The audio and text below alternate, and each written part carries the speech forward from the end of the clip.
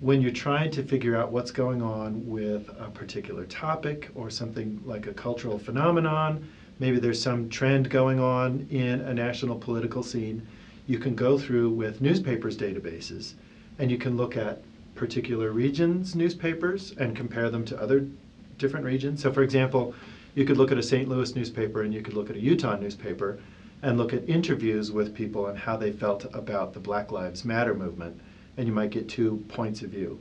Interviews being a primary source. And that's one thing that I love about digging into the primary sources is really that search for something. Mm-hmm. You may not know exactly what, you may have figured out a time period, you may have figured out a topic, but you still don't know exactly what you're going to find. And so that's I think the magic of looking at these primary sources is that moment when you find something that you expected or something that you just absolutely did not expect, and it's just so exciting that you want to tell others about it. A more recent example of like looking back at a primary source document, that class kind of inspired me. When I see something that happened in the past, I like to go and try to find something from that era. I'm a radio producer up at KU, and one of my DJs had some recordings from when the Grateful Dead played in the Union Ballroom.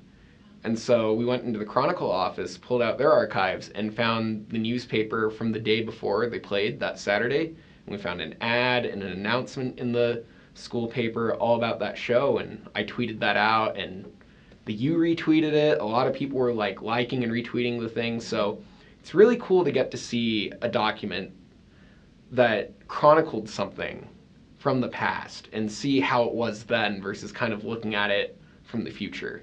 A lot of the things that I'm learning about just are still so resonant today, and I think that it's important to look at these topics that a lot of people tend to dismiss because it's history. Why do we still care about this? You know, we have other things to worry about, but knowing what happened gives us the background and the context for current conversations and can help us understand, no, we still have a long way to go, or yeah, we've made some progress, but we've tried these things already, we don't need to try them again, let's learn from what we've tried and move on.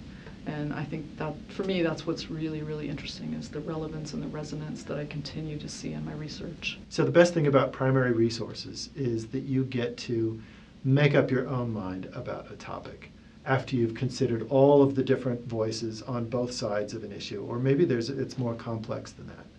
And I think we owe it to students of the University of Utah that they have those opportunities and that they are taught how to use these resources, so they're not just using canned resources from the web that are telling them how to think.